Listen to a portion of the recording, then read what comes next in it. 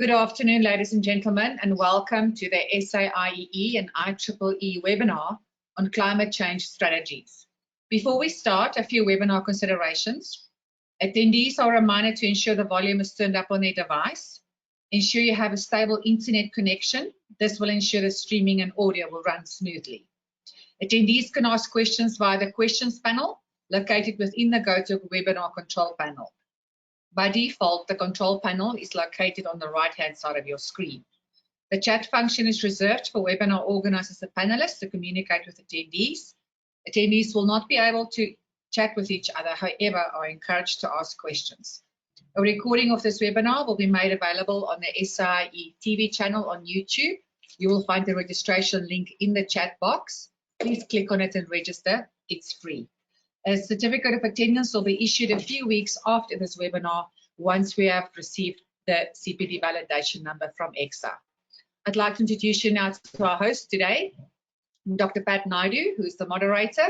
He's a visiting scholar in the Department of Mechanical Engineering Science and Professor of Practice in the Faculty of Engineering and the Built Environment at the University of Johannesburg.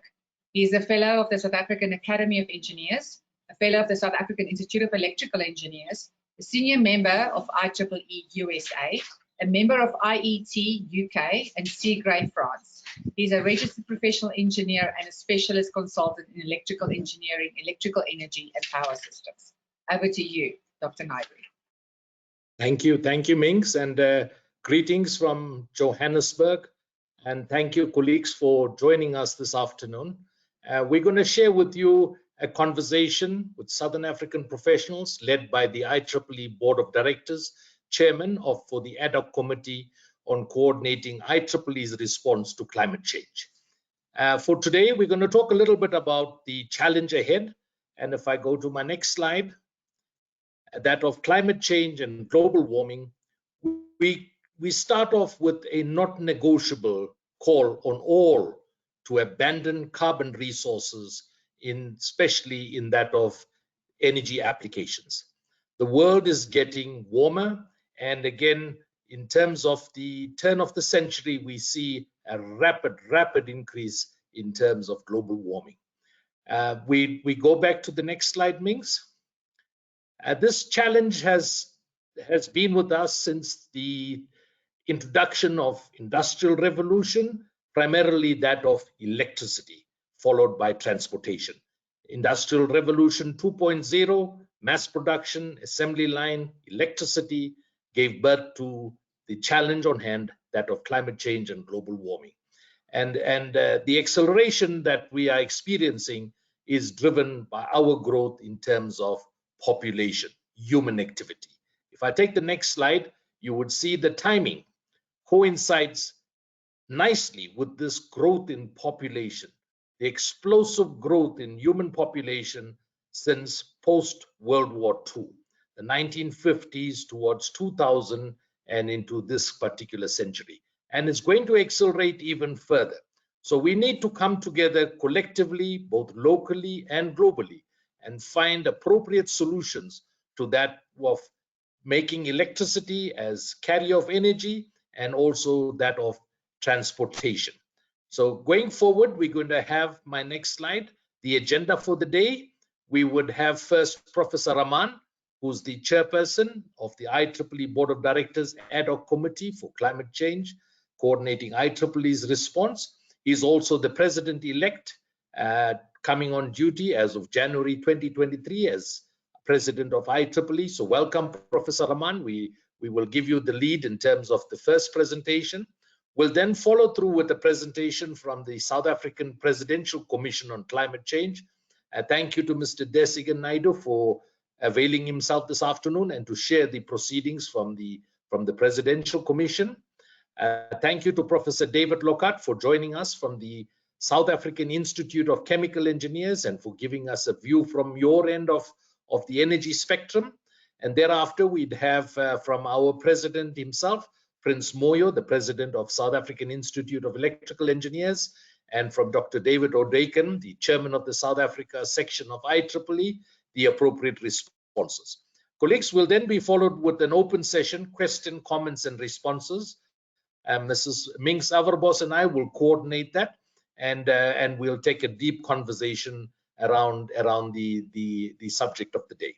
And we'll conclude at 4:30 with a vote of thanks and conclusion. 4:30 Johannesburg time.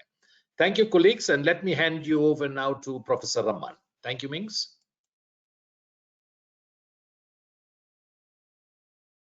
Thank you, Pat. Professor Safur Rahman is the chairman of the IEEE Board of Directors of the Ad Hoc Committee. He is the founding director of the Advanced Research Institute of Virginia Tech, USA, where he's a Joseph R. Loring Professor of Electrical and Computer Engineering. He also directs the Center for Energy and the Global Environment. He is a Life Fellow of the IEEE and an IEEE Millennium Medal winner.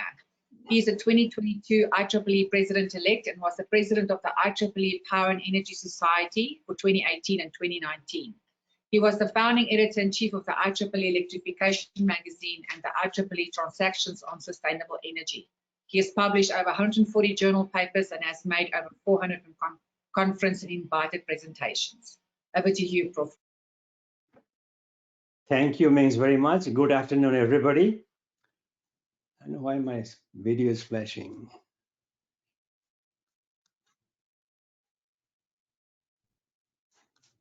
Prof. Rahman, if it's giving you an issue, you can just switch off your webcam, that's fine. Yeah, I stop it off, exactly right.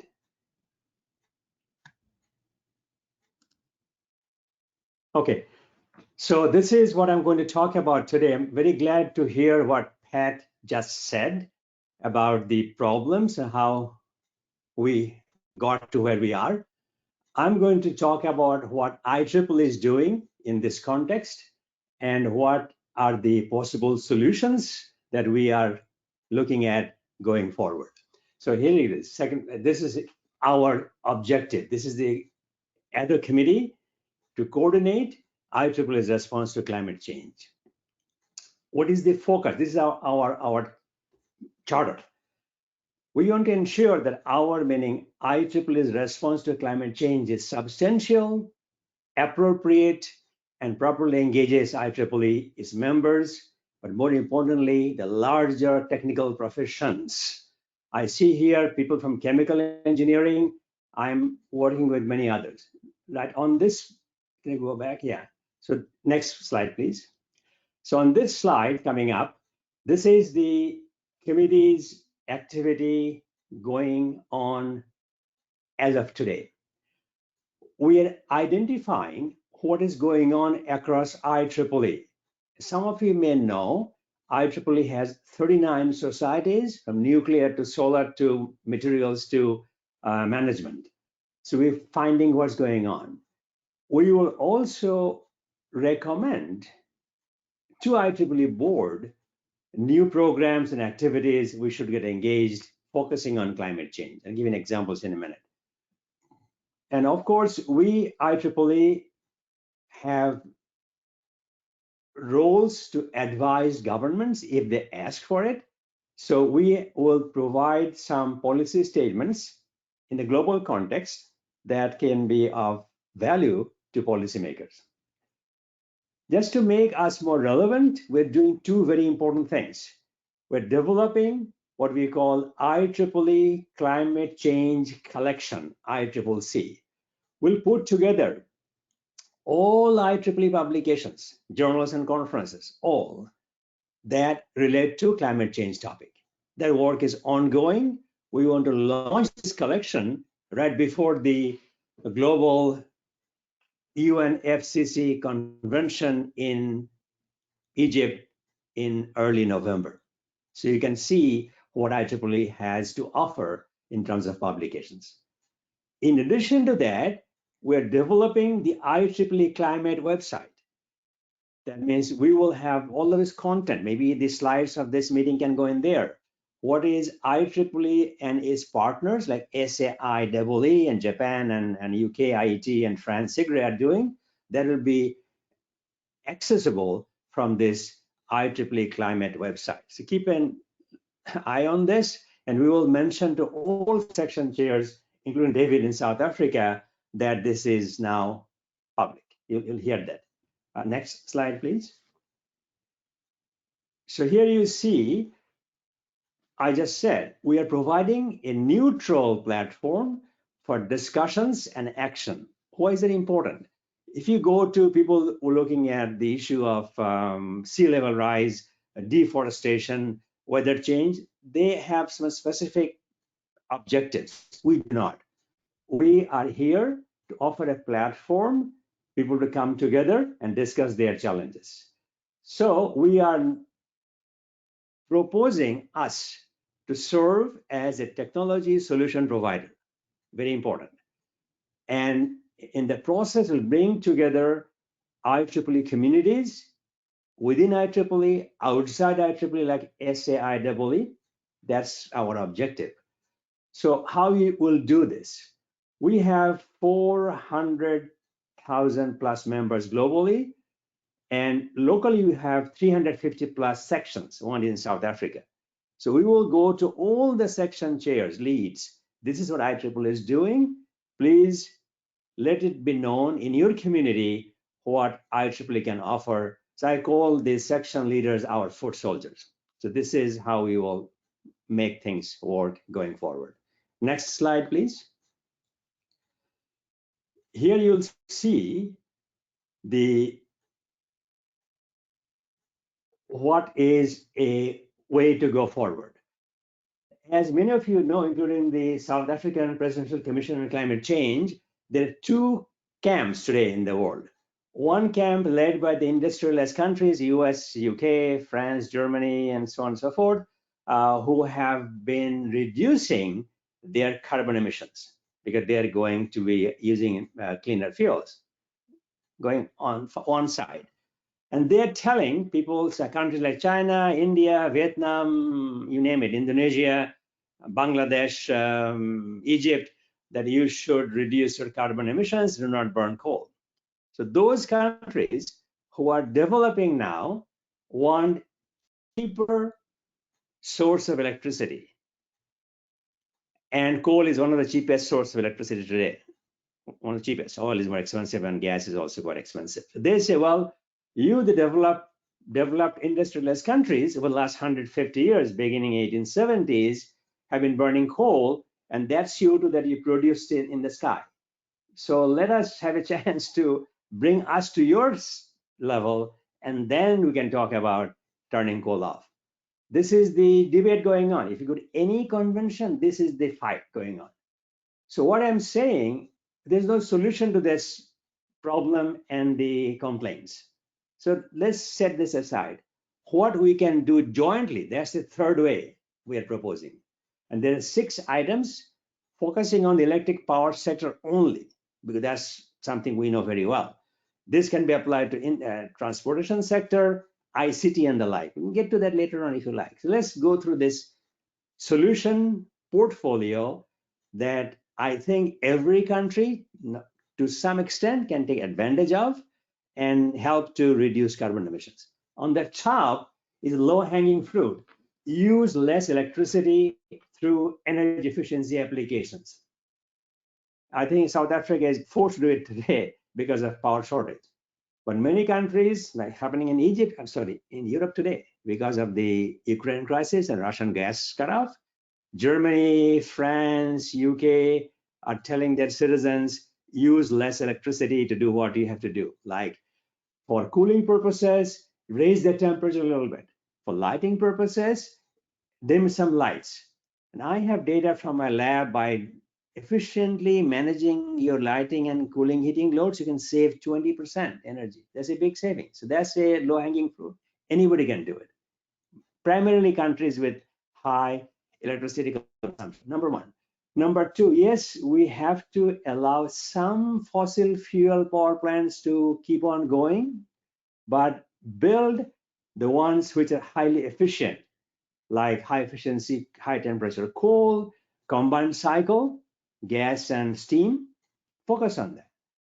And of course, promote and deploy more renewables. And it's happening globally, in fact. And I know China is number 1 in the world in terms of solar and wind.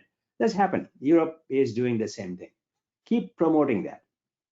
Then the question is, well, there's no sun at night and the wind blows at nighttime. Denmark is a good example.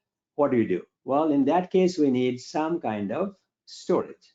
So we can look at hydrogen is coming up and other storage technologies. Batteries are okay, but batteries are not that big in hundreds of megawatt hour capacity. So hydro is possible, pump storage, and other sources of storage like compressed air. Those are possibilities. That's the storage part. Then very important, this applies to South Africa as well, the Southern African Exchange, explore cross-border power transfer with neighboring countries. No country is 100% sufficient in energy or electricity demand, supply. US buys a lot from Canada. France sells power all the way to Italy. South Africa and other countries in neighboring countries can also look at that more carefully. And finally, I said explore advanced nuclear technology such as small modular reactors, SMR. South Africa is a leader in this, but you have stopped it. You have the pebble bed gas-fired reactors. So I said explore those. Why that is important?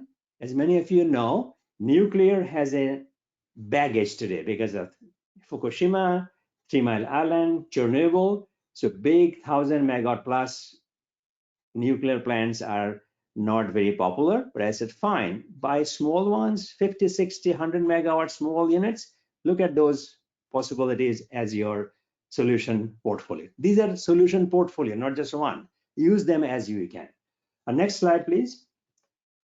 So here you will see in the next slide what we IEEE have been doing. IEEE is a member of the UN Economic and Social Council.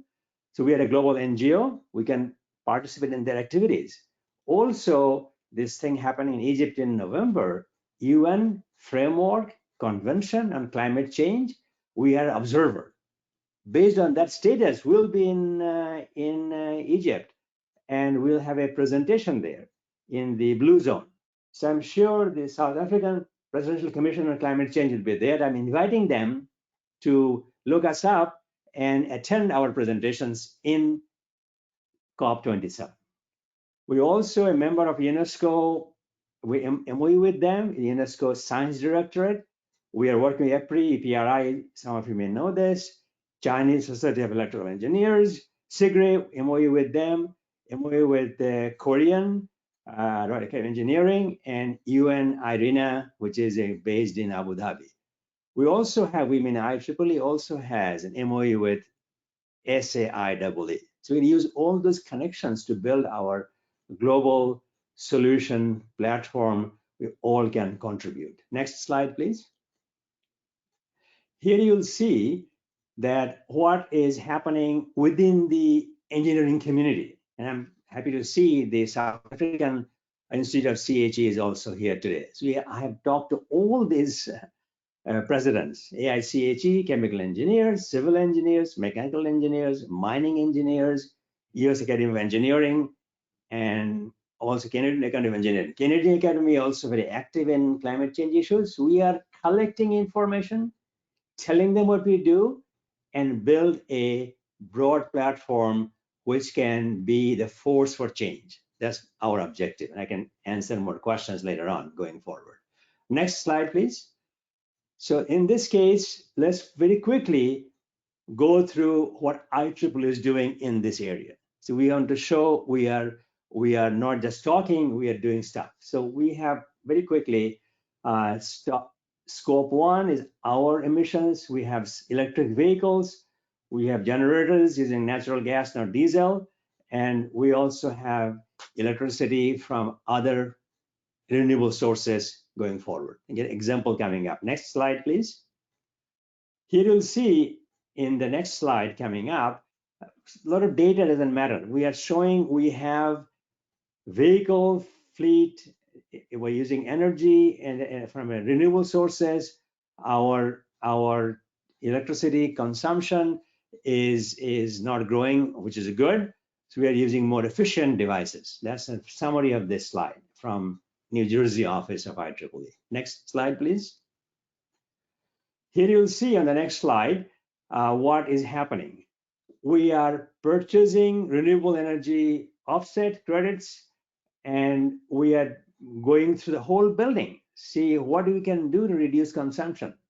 As a result, we have more people working, more work going on, but our use of electricity is not growing as fast, which is a good sign. So this is what we are doing. Next slide, please. Here you will see on the next slide, this is example. This is a conference room. We're using a lot of daylighting, natural daylighting, and less artificial light from the ceiling. As a result, we can run this conference room with 20% less electricity than we used to before. We put these simple things, energy efficient applications like open the curtains and use the dimmer light to go forward in the IEEE head office in New Jersey. That's 445 Hose Lane location. Next slide, please. Here you'll see on the next slide what is happening. This is our rooftop IEEE office in New Jersey on the upper left. You see the parking lot on the right-hand side, which is all parking lot, paved space. We have plans to put 2 megawatt of solar capacity, like parking lot shading. You can put a car in the shade, not in the sun, and the process get electricity from the car park roof. So that's on the planning stages now. It's talking about 2 megawatts coming in, which would be more than the demand for the building, by the way. Upper right-hand side is some inverters, and the lower 2 pictures are just close-up shots showing they are in place. Fixed tilt, no rotating tilt, fixed tilt, and that's doing quite well. Next slide, please. Here you'll see on slide number 14 coming up. So also people ask questions. Well, you are IEEE, your building is efficient, but you do conferences all over the world, right? We do almost 2,000 conferences. What are you telling them? We have made a point to the conference organizers. Please keep this in mind. Can you use less electricity, less energy to do what you do normally with reducing carbon emissions, lighting, cooling, all that? That is the education we are working with our sponsors, conference organizers and members, and also travel guidelines. Airline traffic is more carbon intensive than other traffic that you can use, so railway and so on. Those are the awareness building going on with our conference organizers. Next slide, please. Here you'll see on the next slide, we are now getting outside our normal operation. This is the connections to UN Climate Change Convention. So we are looking at net zero carbon pledge. What has to be done for us to go to net zero as a society, as a community, looking at the issues as well. So again, the conference committee is looking at reducing energy consumption in conferences that we sponsor globally. Next slide, please. Here you'll see on the next slide, this is just a screenshot. This is the convention, Sharm el-Sheikh, Egypt, November 6 through 18. We'll be there in blue zone and maybe green zone as well. So I hope to meet the South African Presidential Commission personnel and show them what we are doing ourselves. So next slide, please. This is just a screenshot on the next slide where you'll see this is the program on November 10, 11:30 to 1 p.m. Egypt time. We are working with WFEO, which is the Federation of Engineering Organizations based in Paris, also the EIC of Canada, and IEEE. The person who is the point of contact, her name is here, phone number is here, just to show you that the blue zone will be a place on 10th of November. We'll make presentations very similar to what I'm talking to you now. So next slide, please. This is my last slide. So thank you. One more thing, finally, we are very happy to receive comments and questions from you. That's an email for my committee, ccircc@ieee.org. Any comments, questions, please email us at this address and we'll be happy to respond. So with that, let me stop here. Thank you for your interest and attention, and we can come back later on with Q&A session. Thank you. Thank you, Pat. Thank you, Mings. Thank you, Prof.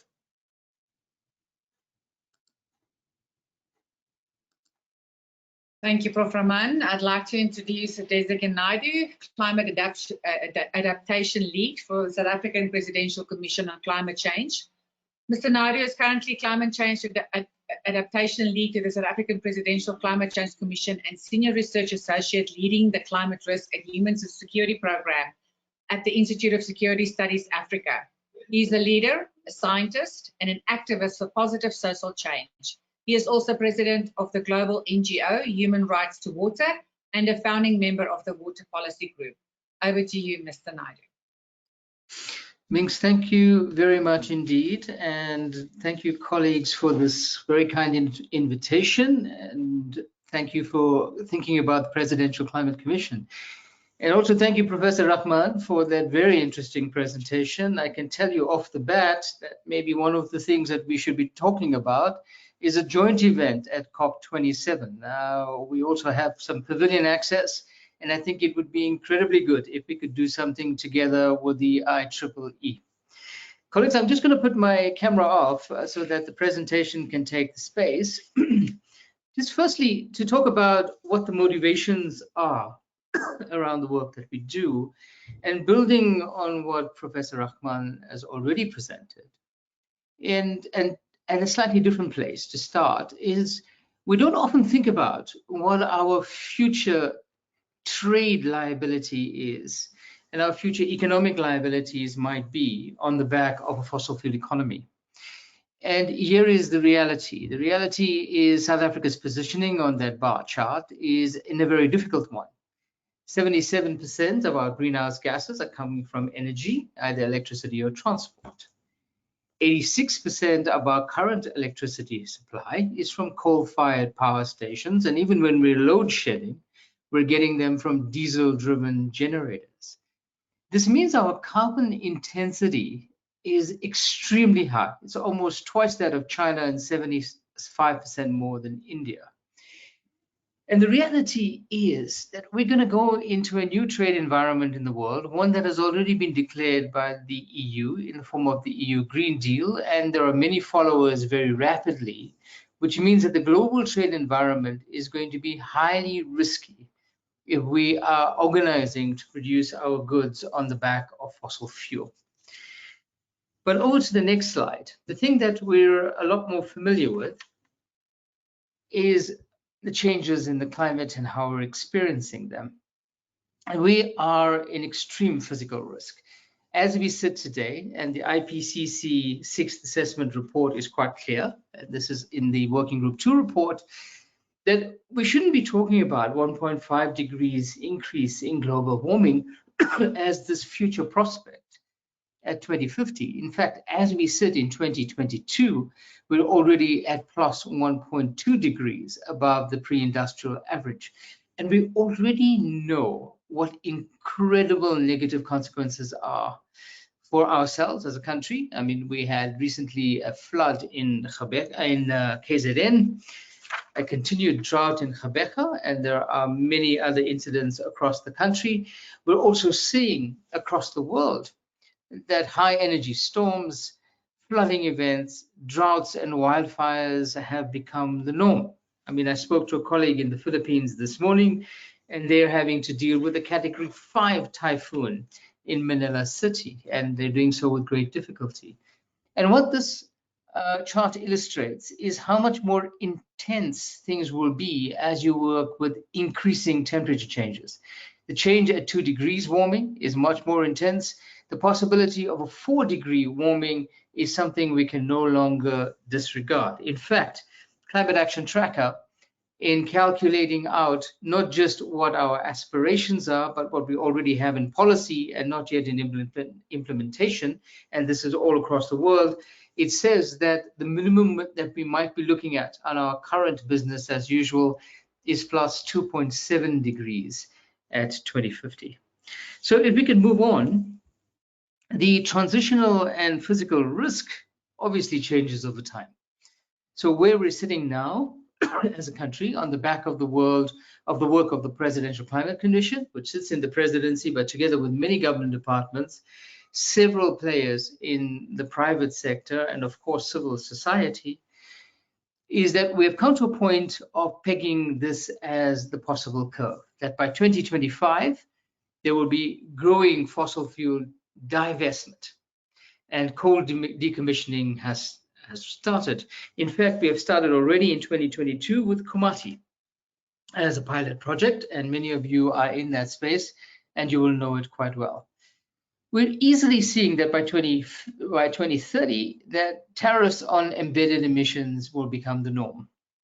And we think on the back of this, coal demand will drop rapidly around the world. But we're also aware of the fact that when you have shocks inside the system, the world currently is reacting in a most difficult way. I mean, the Ukraine crisis that Professor Rahman referred to, and the availability of Russian gas, has driven many partners, many European partners and other partners, back into the fossil fuel domain in a very difficult way. But we need to manage this. And then there's a rapid increase in disaster risk. By 2040, on the current trajectory, we might be seeing the end of ICEs, the internal combustion engine. And of course, on the back of that, we have the possibility of much higher transport and travel costs, and we might see the shifts from gas to hydrogen as a carrier fuel. By 2050, maybe the world will be at the end of coal and gas. We will have a dominance of hydrogen and renewable-based power systems, and climate impacts, if they're not mitigated sufficiently at that time, will greatly devalue many things, including our tourism assets. So what we're looking at, next slide, please, are three interrelated transitions that we have to engage in the South African environment and, in fact, in the global environment. So the South Africa today, highly vulnerable to climate change, as we can see almost on a daily basis. We're at the beginning of the spring season in this country, and we're already in the domain of 30 degrees Celsius as an average for this week. That we currently have a very carbon intensive economy. Our economy is driven by a low productivity public sector by and large. We deal with this triple challenge of high inequality, poverty, and unemployment. We are, in fact, in the domain of decreasing per capita income. And this, as it happens, will relate to a much more stronger impetus and building on the existing foundations for a transition. Because the South Africa that we want to see in 2050 is one that has a high resilience to climate risks, both the economy and everybody in our society. We're looking at a net zero carbon economy in that time frame by 2050. We want to look at a growing economy in a competitive manner that actually deals with this issue of inequality, poverty, and unemployment. And we want to reduce that very directly, and we want increasing in the investment to GDP ratio. And what that means is that the three transitions that we have to engage, one is adaptation and resilience. Because the reality is that even if we manage to mitigate, and the world as a whole, in a very short space of time, we are already having to deal with this plus 1.2 degrees Celsius, and it's quite likely that we're going to deal with much higher increases in temperature. There is a transition associated with the decarbonization and what that entails.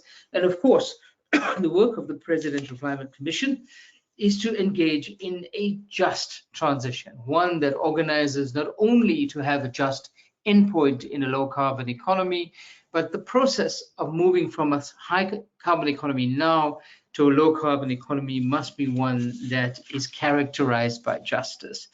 If we move to the next slide, and this is directly in the world that you are in as engineers, and I just want to point out as one of the challenges that as engineers that have done a brilliant job building an economic development model on the back of a high carbon economy, we are counting on you to be able to do exactly the same, maybe even better, around getting us to a low carbon economy. But on on the emissions and the ranges associated with the South African NDC and the limits according to the Paris Agreement, this is what we are going to have to do in the various timeframes in order to meet those targets and those pledges that we have had. So what we're talking about is that we need an incredibly sharp decline until 2035 on the basis of energy efficiency, new investments, and new policies to reduce our high reliance on coal and other fossil fuels. It also means that we have to curtail the emissions coming from our refineries by 2035, and then from 2035 on, we have to have massive reductions in transport and industrial sectors around their carbon emissions in order for us to meet this target. So moving on, we are seeing that what we need is very dramatic technological transformation in our power sectors. And this, of course, has large implications for the future of the fuel, of the coal market and the broader fossil fuel asset. And this is a very important conversation, not just for South Africa, but also for Africa as a whole, because Africa as a whole currently sits on a $10 trillion asset in the form of coal and oil and gas. And we have to work out what this transition means. But what these charts are engaging is the power generation by different kinds of technology in order for us to realize the targets that we have in our NDC. And as you can see, the dominance that we are looking at in the modeling work that has been done is on the back of wind and on the back of solar as the biggest increases, while maintaining a degree of investment in nuclear, in hydro, in the form of pump storage in particular, battery storage, importing energy, like Professor Rahman pointed out, the cross-border trade that needs to happen, and some degree of thermal energy. And that in turn will translate into that decreased coal demand by 2050. And then moving on, we must look at our mining asset in this country. I mean, South Africa is a mining country, and one of our realities is that we have seen the benefit of that going into a high carbon energy economy, not only in South Africa, but for our oil, not oil in particular, but our coal exports to the rest of the world. But our reality is that we also sit on large deposits of exactly those minerals that need to drive a renewable energy economy. Whether we're talking about manganese or nickel or titanium or vanadium or copper or aluminium, we have it. We have it in as much as the continent of Africa has it. But there is a very important warning. And that warning comes from Carlos Lopez, a former executive secretary of the UNECA, who said that the fossil fuel assets of Africa has driven a high carbon economy for the development of the North without beneficiating the continent. It is possible that we can do the same thing again by driving the renewable energy economy growth in the Northern Hemisphere once again without substantive beneficiation on our continent. And we have to develop the right paradigm in order to make that happen. So if we're looking further into what we can see around the GDP composition in the next slide, that's moving us to 2050, we are seeing increases in some parts of the economy associated with a renewable energy economy, and then a concomitant decrease in the fossil fuel asset as part of the GDP composition going forward. And hopefully the blue lines will supersede the red lines by a large margin, implying a growth in GDP over that period. But moving into the next slide, we can see that this transition between going from high carbon to low carbon will have different risks and impacts in our different sectors. So in the coal sector, we have a very large number of direct jobs associated with coal mining. It's currently about 80,000. We have 10,000 jobs in the coal-fired power stations in the Eskom network. And these 90,000 jobs, 75% of them are in one place, in Mpumalanga. And there are many indirect upstream and downstream linkages associated with this. In the auto sector, based on the ICE, on the internal combustion engine, We have more than 100,000 jobs. They're in very specific places in the country, in Tshwane, where I'm talking from, in the city of eThekwini, in Buffalo City and Nelson Mandela Bay. But beyond those direct 100,000 jobs in the sector, there are some 200,000 mechanics, and if you include informal mechanics, maybe twice that number, and 150,000 people who work currently in dispensing fossil fuels in petrol stations countrywide. These are large numbers. In agriculture, the high carbon agriculture that we have now with high carbon emissions has about 800,000 people working in the commercial sector. 350,000 households are subsistent farmers, and 50% of those are in 3 places in this country: Western Cape, KZN, and Limpopo.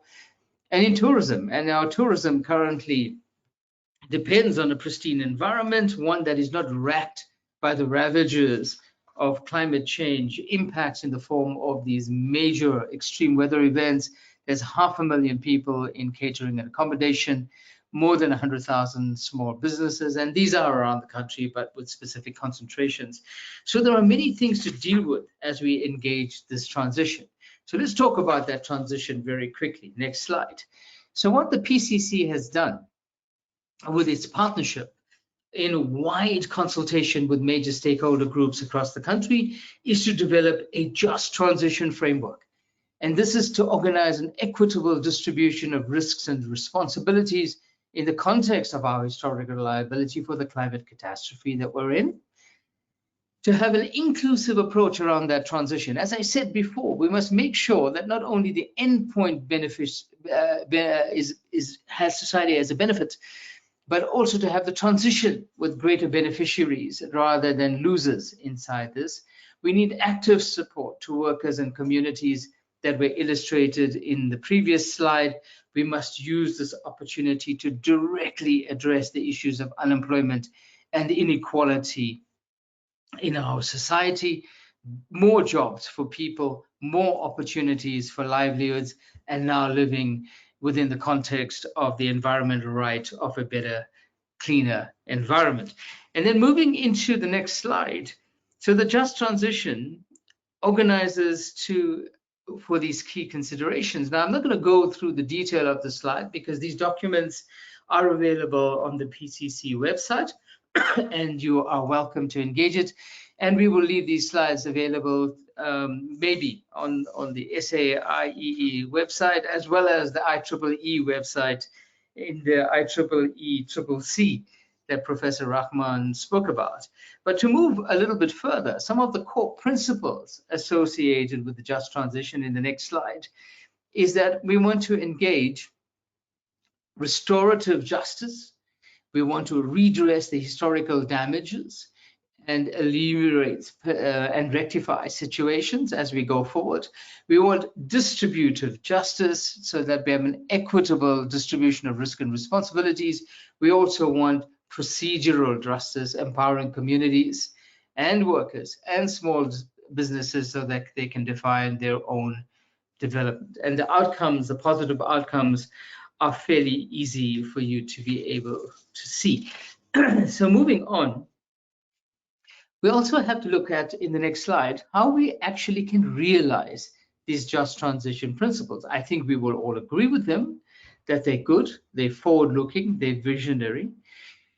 What is the mechanism to do so? And for distributive justice, it's about empowering South Africans with the skills and assets and opportunities to have a much deeper participation in this new economy that we're looking at, much more so than the current economy where the unemployment rates are unacceptably high.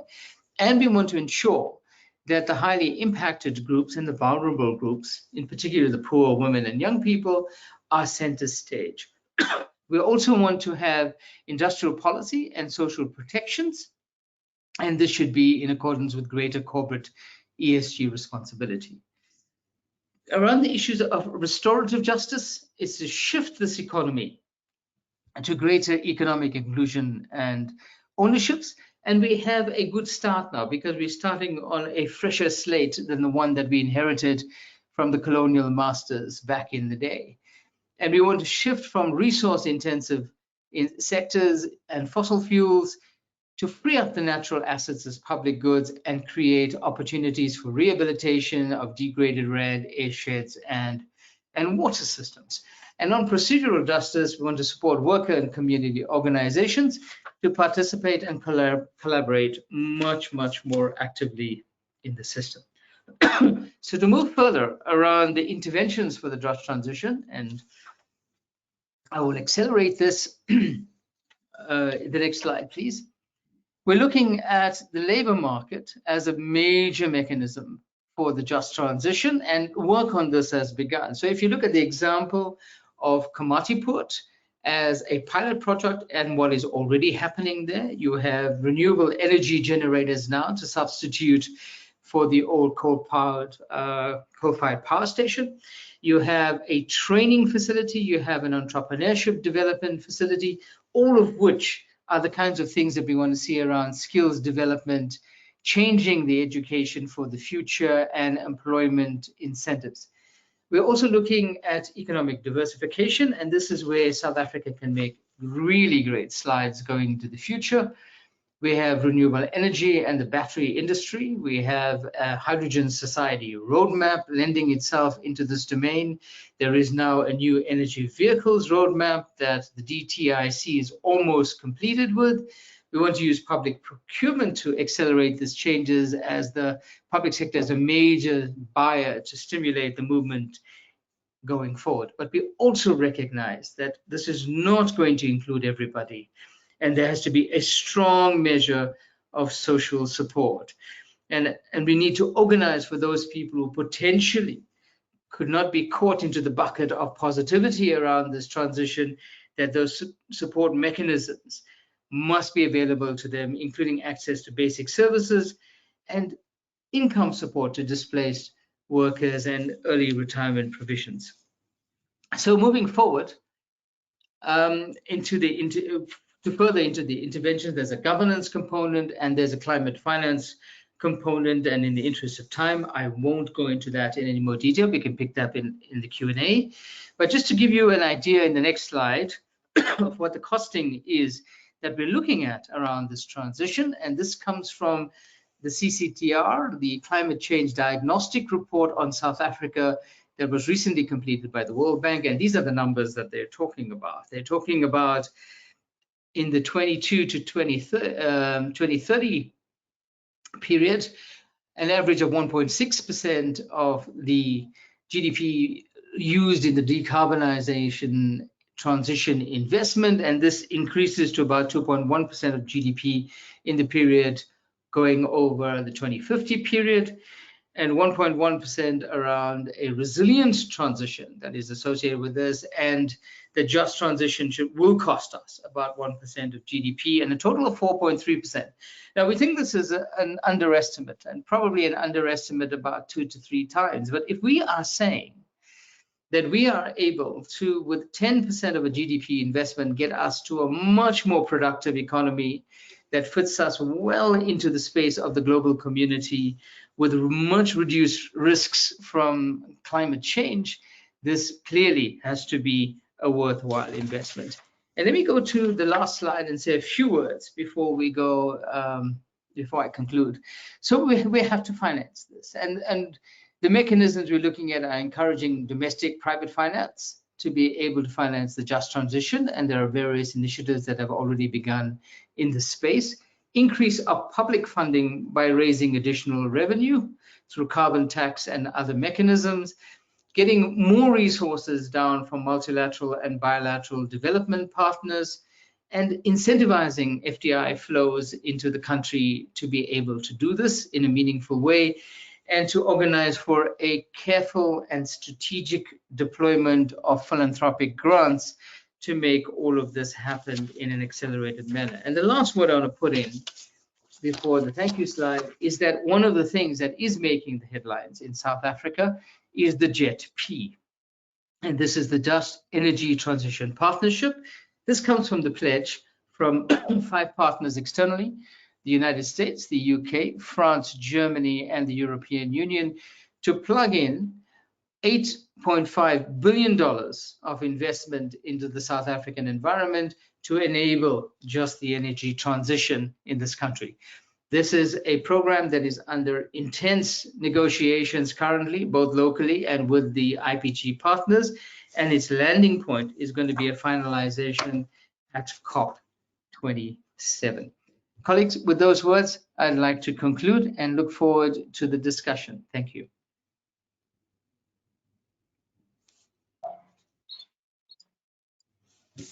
Thank you, Mr. Naidu. Our next presenter is Professor David Lockhart, who is the president of the South African Institute of Chemical Engineers. He is an associate professor in the School of Engineering at the University of KwaZulu-Natal. He serves as the academic leader for the discipline of chemical engineering and is the head of the Reactor Technology Research Group. He was a previous recipient of the South African Institute of Chemical Engineers, SAIEE, Innovation Award, and is a Royal Academy of Engineering Leaders in Innovation Fellow. He also serves as president of SAIEE and editor for the South African Journal of Chemical Engineering, and is a rated scientist with the National Research Foundation of South Africa. Over to you, Prof. Lockhart. Thank you so much, Minx, for that wonderful introduction. I'd like to also thank Prof. Naidu for inviting me to participate in this webinar, and also the previous speakers for that engaging set of presentations. My presentation is going to be fairly short, so we hopefully will stay within time, and not as technically heavy as the previous two. I just want to first introduce us to some of the attendees. We are a Category A XR recognized voluntary association, and we represent chemical engineers in South Africa. Our mission is to advance chemical engineering as a profession and as a discipline within the country. And we have a vision to create a regional community of chemical engineers in South Africa. Next slide.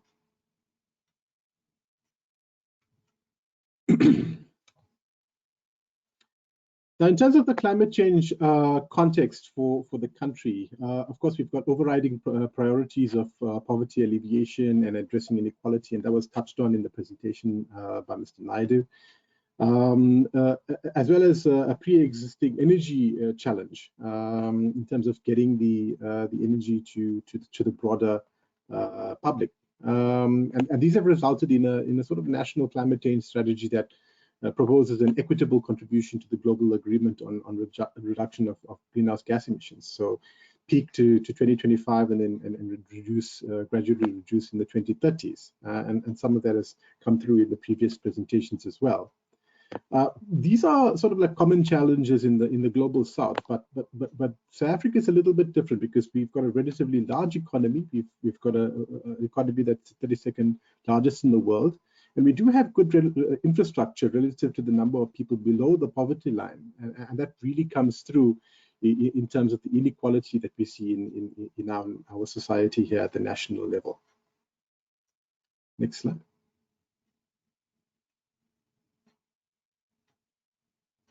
Now, in terms of the South African Institution of Chemical Engineers and its activities that are related to the challenge of climate change, we know that new knowledge is being generated on the impacts of climate change and the ways to mitigate against said impacts, and hence awareness and capacity building is required on an ongoing basis. And in a few minutes, I'll come back to this specific point, which is a critical point.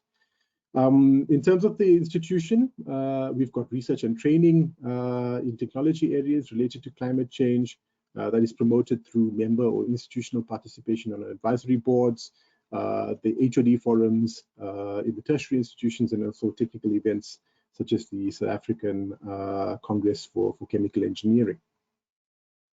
Next slide. And of course, the title of my presentation was Chemical Engineers and the Hydrogen Economy. We all are aware that there's been substantial research and technology development that is being done through various agencies and tertiary institutions in the country on the hydrogen economy, specifically the production and utilization of hydrogen as an alternative energy source. And so one of the programs, for instance, is SAIEE, and they partner with a number of the tertiary institutions in the Western Cape, bringing these technologies from the lab to the commercial environment. And of course, chemical engineers have contributed significantly in these areas. But what we have found is that the knowledge of hydrogen as an energy vector is not very widely known and understood in practicing engineering spaces, particularly the use of hydrogen at scale. So is it easy to bring it into an industrial environment? We are sort of like well aware of, hydrogen powered vehicles, and one of the good examples of that would be the new mining vehicle that was launched by one of the mining houses recently that runs purely on hydrogen. But to bring hydrogen into an industrial environment is seen as a much greater challenge, especially due to the capacity that's required to replace things like traditional fossil fuels such as natural gas and coal. Process safety is another very, very critical one, and I think chemical engineers in particular are uniquely placed to handle this specific aspect of the hydrogen plan and the hydrogen economy. And of course, commercialization of hydrogen projects. So here, not just talking about those that are being driven by government-sponsored initiatives, but also through private initiatives and in the small-scale sector as well. And hence, coming through from these specific points, there seems to be, or there was a need for a platform to be developed or launched that could allow for these different stakeholders to meet and discuss these various issues. Next slide. So taking all of that into account, round about the third quarter of last year, we launched the Hydrogen Interest Group within the South African Institution of Chemical Engineers, which aims to bring together these various stakeholders within the hydrogen space. So although we are aware that various agencies within the country are looking at doing similar things in the hydrogen space, we are specifically looking at identifying entrepreneurial opportunities that could arise as the hydrogen economy evolves in South Africa, and then bring the various stakeholders together such that those commercial opportunities can be realized. The interest group was officially launched on the 12th of August 2021, along with its first webinar, and we look forward to many more joint events with other partners that are going to bring these important points to bear. Next slide. During 2021, we also launched a very special project on the status of chemical engineering in South Africa. The major rationale for this was the perceived lack of interest with school leavers in pursuing the degree or pursuing the discipline as a career choice. So we focused this specific project on the perception of chemical engineering among students, graduates, employers, to try and understand what the various drivers, pull and push factors were in the specific area. We also considered the traditional and non-traditional sectors that absorb chemical engineering graduates, since we see that there is a significant drain on the pool of chemical engineers that could service industries such as, or initiatives such as the hydrogen economy. We also considered the status of the chemical industry as a whole, which we have seen contracting over the last few years. And then finally, the current chemical engineering curricula and ways in which we can enhance employability of graduates in conventional and developing areas of the industry, with a specific emphasis on the hydrogen economy. Next slide. And looking forward, we want to continue with the establishment of new activities and initiatives that address the climate change issues. And we'll be using these two projects, the Hydrogen Interest Group and the special project on the status of chemical engineering in South Africa, as vehicles for that. And of course, we want to continue to foster the growth and development of the hydrogen economy in South Africa through our membership and partnerships with other organizations and sister institutions in South Africa. Next slide. With that, I'd like to just close and thank you all again for taking your time to listen. And yeah, I'll invite any questions and comments which we can take through in the Q&A session a little bit later on. Thank you, Mings. Thank you, Prof. Thank you very much, Prof. Lockhart. I'd like to introduce you now to the President of the South African Institute of Electrical Engineers, Mr. Prince Moyo. He's a General Manager, Asset Management at Eskom Transmission, the new national transmission company. He has been with Eskom since 1997, the same year that he joined the SAIEE. He has occupied various roles such as engineer, technology development, middle manager, network services, regional engineering manager, and general manager engineering. He was with the distribution business in KZN from 1998 to 2010. Over to you, Mr. Moyo. Minx, thank you very much, and to the preceding speakers, thank you. My presentation is even shorter, and the reason is that I knew that my predecessors would cover the topic quite in detail. So I have just a few slides that put a spin on a power system. So if I can just introduce myself maybe a bit more. My current portfolio includes research in transmission.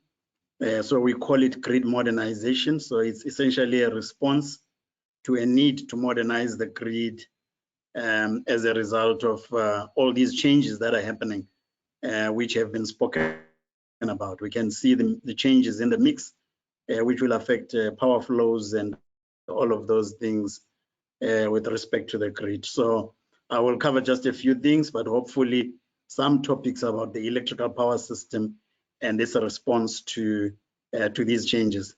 So you can proceed, Minx. The slides on SAIEE, I really enjoyed them. Just again, I'm going to look for them because I struggled to find some relevant slides. But the SA Times energy modeling work is very relevant. One thing about images for climate change is that you have to read the axis very carefully to understand. And generally, the graphs are not so important, but the principle, because I don't think anyone can be exact about climate change. So when I see a decimal and a 000 and a number, I wonder what kind of computation the person is giving that is giving them that accuracy. So here it's about general principles and direction rather than accuracy. The first graph I think we have seen covering the aspect of carbon dioxide emissions per person. I think this is from a consumption-based emissions picture. You can see that we feature certainly in the top list, and you would have seen a similar graph before where we feature. But of course, if you go to ranking by production, we're a little bit less, thankfully, and that is mainly because of the massive hydrocarbons industries in the Middle East and so on, Russia and so on. But you can see that we have a problem. If you look at our per person emissions versus our population, you can see that we really have a problem. We really need to reduce that pointed graphic on us, as well as, we can't do much about population, but certainly our usage is not good. And like I say, thankfully on production, we are not so high. On the right-hand side is just a comfort that our thinking is, I think, in the right place. Our modeling has always said that we are going to have a peaking and a tapering off in future years. And of course, the arguments are always about tapering off to 2 degrees, 2.5, 1.5, 1 degree. And I sometimes wonder why people worry about such accuracies, because with my knowledge of physics and engineering, you can never be accurate to half a degree with all this modeling. The most important thing is to get going. So the right-hand side is actually showing that. And of course, that's our consolidated picture from different sectors, as we have had. Electricity is biggest, and then the energy for transport, and then agriculture and other smaller contributions. On the next slide, you will see that we have a projection of future demand on the electricity, and you can see that the yellowish or brown color is an indication of the new generation that is required with time. And of course, the arguments so far are very clear about clean and so far about renewables. And you can see that such a system is indeed introducing new dynamics to a power system engineer. So that's the overall demand trajectory. You can see that we are looking at energy sources as we know them tapering off. And of course, the unmentioned one of new generation, as I've said, is predominantly wind and solar. But a big push for gas and nuclear, in particular, because they bring this mass on the power system. And it's a concept that very few people understand. So a lot of the modeling that we do, which even influences the IRP, unfortunately, is not engineering based. It's almost arithmetic, and it doesn't include the side effects of these transitions on the power system. So the important implications of these changes, as I've said, is around power flows. And in South Africa, we're very clear that power flows are probably going to reverse from where we are in Gauteng and slightly to the east of Gauteng, where the coal hub is, and with the current flows going to the major hub in Gauteng, but generally with renewables on the southeast and southwest, we are going to see reverse power flows going up to the Gauteng area. There are concepts of congestion, obviously, that have to do with circuits, and we are creating a new power system. That is why you will see Eskom transmission has got such a major build. Americans call it a build out program. There is a characteristic called system strength, a strength of the grid. And on the same slide, system strength is a very important characteristic that gives you the fault characteristics of that grid, KA rating. And of course, you know, the weaker the system, you have a problem with discriminating between current load currents as well as fault currents, and that makes running the power system very, very difficult.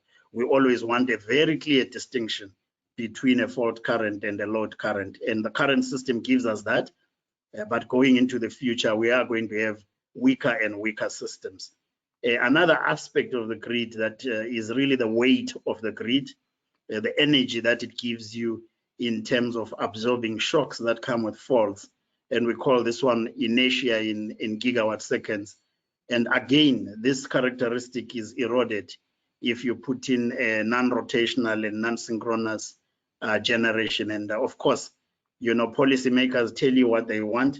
And us as engineers, we've never been people to shy away from solving the problem. The engineer always solves the problem. The policymaker just tells you where they want to go and creates a problem, and the engineer's job is to solve it. So we are relishing the challenge, but we have to say these things. The last aspect is around flexibility, especially affecting daily profile from the afternoon consumption to evening peaks. And the best illustration of that is what is called the CAISO duck curve, where you can see huge magnitudes of ramp up from late afternoons when the PV goes away to the peak. And of course, they've got many ways of trying to cope with it, including battery storage and gas generation. So these are things that are new or exaggerated because of this shift that we are going to have to get on top of. The next slide is really showing, well, it's a lament maybe from my side that, well, there's a challenge for central planning.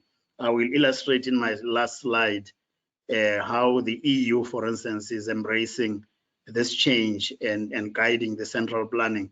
So I'm saying there is a need for central planning from an African perspective. I don't know whether this resides with the EU Commission. I mean, the EU has got the political leg as well as the executive leg that does the strategic planning and policy. And maybe we need to see the planning and strategic arm of the EU coming to the fore, so that we can have our own sub-regional and continental net zero 2050 strategies. I've never seen that.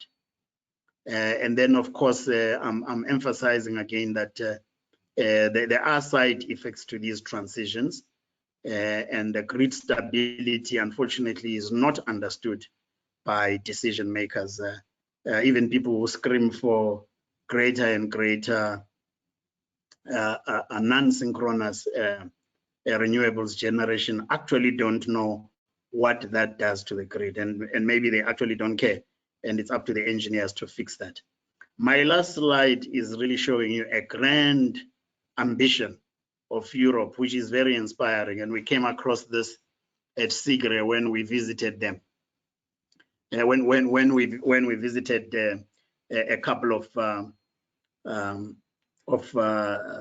countries' stalls or stands, and certainly the EU North Sea Wind Power Hub. I encourage you to read up on that, which comes from the EU's 2050 net zero vision, which has been made more aggressive than the previous vision because they realized that their ambitions were not grand enough.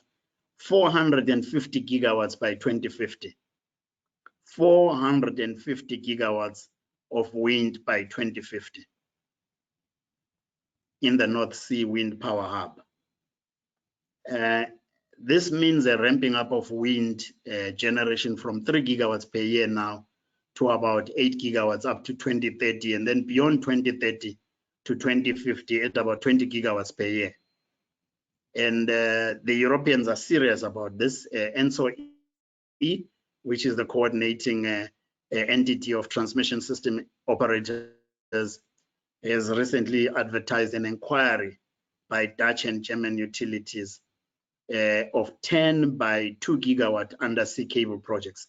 This is just one scheme by 2 countries, and there's going to be many, many more. And this follows a tender which they issued in June for a 525 kV voltage source converter DC system, offshore and onshore converter platforms to bring that massive wind from the North Sea onto the shore so that it can be distributed. And they are pushing R&D because if you would know, voltage source converter technology has traditionally not been available at those high voltages.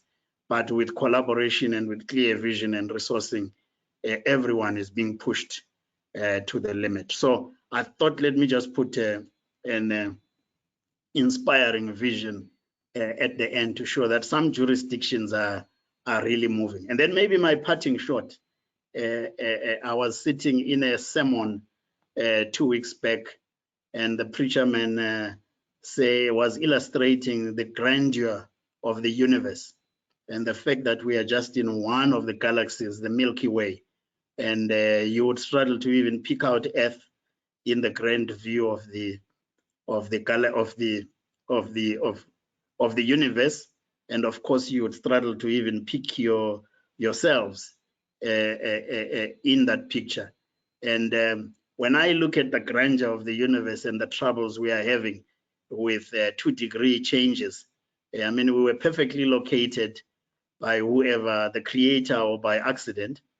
But it's very interesting that you know, the preacher man was saying, you know, if somebody could just blow this tiny Earth a little bit towards the sun, which is hundreds of thousands of degrees Celsius hot, you know, we might even just disappear as a living entity. And here we are struggling so much to control a 2-degree Celsius change. So I just thought that was a little bit funny, but thank you very much. And I hope that you found it interesting. Thank you. Now, thank you, Mr. President. Thank you for that. Continue, Minx. Thank you. I'd like to introduce now David Oyedokin, who is the chairman of the IEEE South African section. He is a recipient of the IEEE MGA Gold Award and the EBE Faculty Special Award for Social Responsiveness at the University of Cape Town, and is chairman of IEEE South Africa section. He holds a PhD in electrical engineering from the University of Cape Town.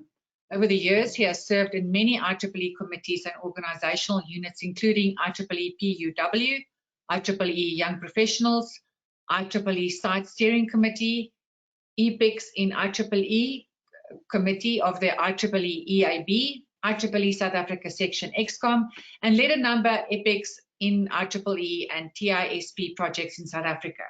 David has a passion for community-based outreach projects.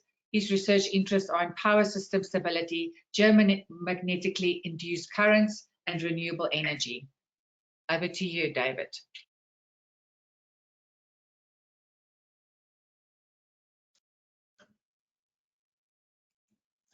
I think, let me come in here.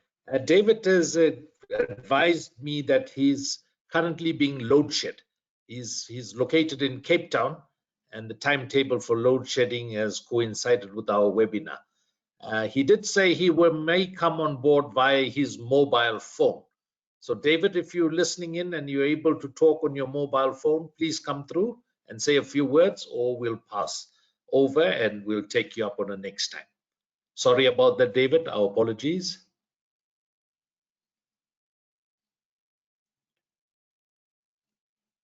Okay, I think silence means he's deep in load shedding. So we'll take a rain check on David. Sorry about that, David. Colleagues, we'll try and source David's presentation and we'll add it to the presentation pack, and we'll have that available for you to review at a later time. If we move on to questions now, and we've got a few minutes for questions. Thank you to Vice President Pascal Motsali, who have given us a question here. And again, a question around the just transition. So my colleagues, you would also be able to view the question. Pascal would like to know that the climate change challenge is certainly a global, worldwide conversation. But given the current energy challenge in South Africa, Southern Africa, where load shedding is a daily occurrence, could we not have some further review of the commitments under just energy transition, possibly some delayed commitments? I'm not sure, Pascal, if the question is going to appeal to my colleague at the Presidential Commission, but possibly Desigan, would you see the COP27 giving us some relief in terms of the nationally declared commitments to our contribution to the global challenge? Desigan, if you could help me on that.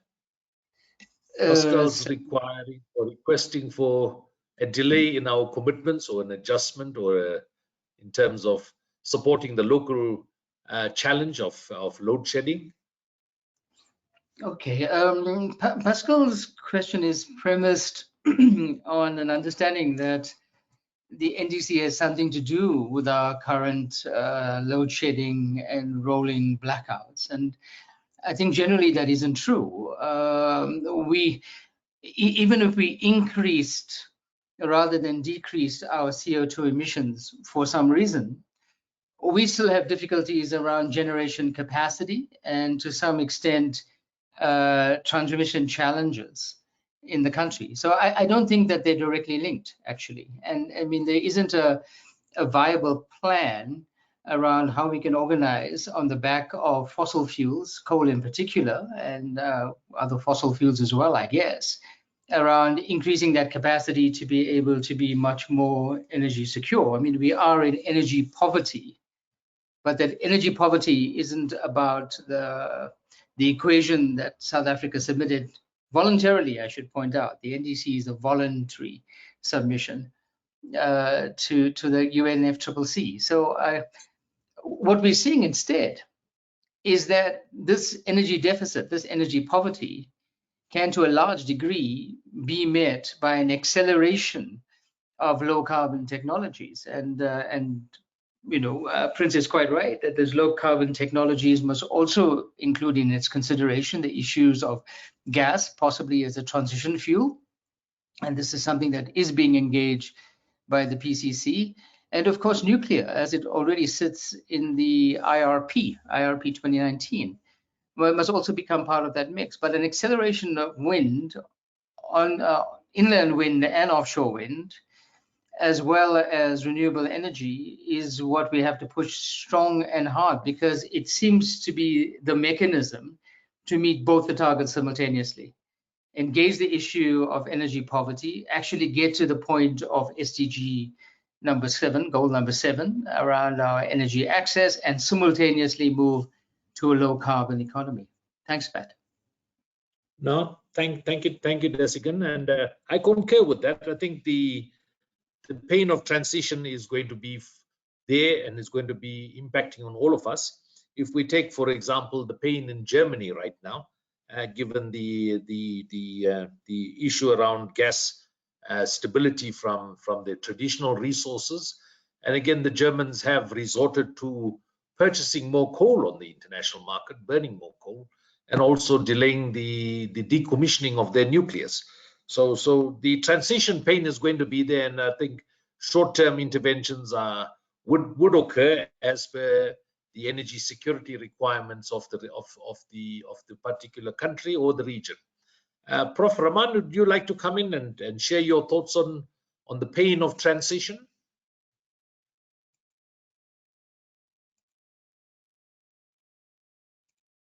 Yeah, you are there, Prof. Rahman. Over to you. Okay. Yes, I think, as Mr. Naidu just said, there's no short-term solution. And countries are bypassing. Sorry, you muted, Prof. Rahman. Can you hear me? Yes, you're clear now. Thank you. Sorry. I said countries are bypassing their commitments already. Germany, Japan, and others, maybe US to some extent. The answer is no. Sorry, no short-term solution. We have to promote more renewables. In fact, if you do more solar, you reduce pressure on the transmission network because your supply is distributed. So I would say, look at renewables. Don't worry about the commitments being bypassed, and things would take some time. That's my commitment now.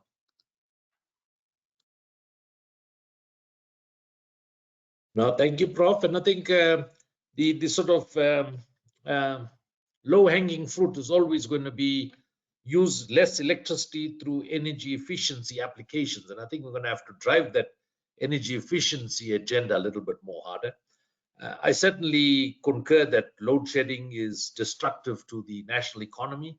And again, we need to recover some of that generation plant and see how best we can attenuate and reduce load shedding, implying that the coal would need to be consumed and carbon emissions will continue to be emitted. And I think in parallel, we need to deepen the penetration of renewables into daily application and start exploring all the other technologies in terms of highly efficient fossil fuel power plant usage, carbon capture and storage, and also that of hydrogen and other storage technologies. So it's a huge agenda out there for the engineers, and I think it's time that the engineering community comes together and start deepening the conversation, start deepening the opportunities for further growth in terms of the people capacity, in terms of our member capacity. So let's explore it and take it in that particular direction. I do not see any further questions on the chat. And the idea of this webinar was to bring us together as local South and Southern African professionals to interact with IEEE. And I think we've achieved that objective. Thank you to the Presidential Commission for Desigan for that earlier remark, whereby we and IEEE could work together in terms of our presentations at COP27. Would you like to just chat briefly on that, Desigan, yourself and Prof. Rahman, while we have time? Can I hand over to you? Thank you. You muted. Picking up the leaf, Pat, from Professor Rahman, when he was talking about the IEEE at COP27, and the PCC is also going to be at COP27 as part of the South Africa Pavilion, and we have a seminar series that is being developed now with various partners. And it seems like a really good idea because apart from the modeling work that the PCC has been doing, mostly under the mitigation banner, there hasn't been a considerable injection of engineering engagement to date. And I think that this is clearly what we need, not only about understanding the realities associated with these projections, but facilitating and empowering the engineering community of the world to, in fact, facilitate the transition that we want to see. And I think something in the lines of that kind of engagement might be really useful to showcase at COP27. And maybe we can continue that chat and see what can be developed. No, But agreed. you. Come in as well. Thank you. Yeah, I appreciate that comment. I would like to point out, somebody said this already, engineers need to be on at the table and play a significant part. And if we just go as IEEE, SAIEE, we are a small piece. You go as global community of engineers, with much more respect. Yeah. And that's what I'm trying to build, this coalition of this global community. And it's something called World Federation of Engineering Organizations, WFEO, based in Paris, and they are partnering with us for our presentations. So just to summarize, Mr. Naidu just said, I would have my lead staff person talk to your commission staff person and see where you can do things together. And she knows our schedule, so we can probably take part in some in your pavilion. IEEE is not a country, have no pavilion, so but we are resource people. We can be at any pavilion. We want to be in India pavilion, China pavilion, US pavilion, and of course now maybe South Africa pavilion as well. We'll do that. And finally, why I'm so interested in preparation for our work with the COP27, I'm talking to the Egyptian Ministry of Environment, that they are the lead people doing this. And this lady working with us, she is a Cairo University graduate and engineer, by the way, policymaker. She said, when you come to Egypt, do not greenwash. I'm quoting her, do not greenwash. That means don't talk about the big thing. Tell us how you can help solve the solutions we are talking about. Put the solution in the ground and then make it happen. We have that advantage because IEEE has 354 sections globally, one in South Africa. We have people on the ground. If we can bring to their attention what was discussed in COP27 and how you, South Africa, you, Namibia, you, Egypt, can help to bring it to the popular knowledge and make it work. So I'm very happy to participate in the South African pavilion if timing works out. And we'll be in the blue zone that is accessed by all country delegations, and we'll send you the timing and all that. And I hope you can come to our zone presentation, your people, and we can do some exchange of ideas. But I want this to be a long-term thing, not just one meeting. Yes. We are getting to know each other better, but build on that relationship. Excellent. Excellent. Supported. Thank you, Chair. And thank you, Desikan. And colleagues, may I also add that in terms of coordinating the local contributions into the global conversation, we'll use the good office of the President of the South African Institute of Electrical Engineers to continue gathering the contributions from colleagues across South Africa, Southern Africa, and we'll feed that into the workings of the IEEE coordinating committee. Thank you for that, colleagues. I notice our time is now 16:28. We're on schedule to close at 16:30. If there's any last hand or thought coming through, please raise it. Even amongst the panel members, any last thoughts from the panel members? From my colleague please do, Minx, continue. Sorry, Pat. We've got a last question here for Mr. Prince Moyer from Mr. Mike Muller. And then I see there's a comment from Prof. David Lockhart, but he might just want to come on after the question is answered to give us his side input. The question for Mr. Prince Moyer is Mr. Muller said, thanks for the presentation. Do you think that the cost estimates presented for the transition adequately reflect the cost required for transmission and storage investment? Mr. Moyer? Thank you. I think it's a wonderful question, and it's exactly the point I'm making. I think first of all, we have seen the modeling from SAIEE on the mix of technologies going into the future, which I suspect exactly mirrors the assumptions of the IRP. But the IRP does two studies. It does a capacity study in megawatts and an energy study in terawatt hours, you could say. There is no technical study that has ever been done on grid stability. So just to reinforce the point you are making, that is the point that I'm making, that the costs and, by the way, the solutions to grid stability are generation. So it's a generation, but of a different kind. It could be vast support and it's not real megawatts and so on. So that is exactly the point. Any picture you are seeing today is incomplete because there are no grid stability studies done. Therefore, the costs cannot be correct. And that is why also I would venture to say that even the renewables costs that you are seeing of cents per kilowatt hour are very, very misleading, because they are incidental costs, and assuming that the grid will keep itself stable even at the extreme end, which is not possible. So that's exactly the point that I'm making. Thank you. No, thank you for that. Thank you for that answer. We concur with that. And the comment from Prof.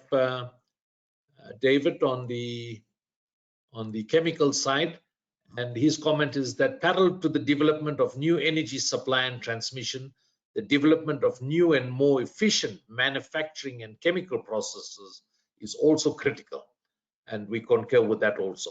So we'll get further input on that approach, and I think that is something that we need to look at and explore further in terms of the agenda that we have.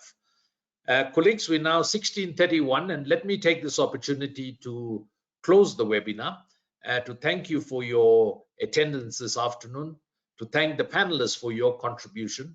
And I think we've made a friendship across the oceans, and let's build on that friendship going forward, and we'll continue to strengthen the conversation. And again, it's all in the interest of society and the sustainability of the planet itself. So thank you very much, and good afternoon from Johannesburg. Thank you. We'll end the webinar now. Over to you, Minx. Thank you, Prof. Thank you to all our panelists and our attendees. The most important, thank you for availing your time. Have a good afternoon from Johannesburg. Goodbye.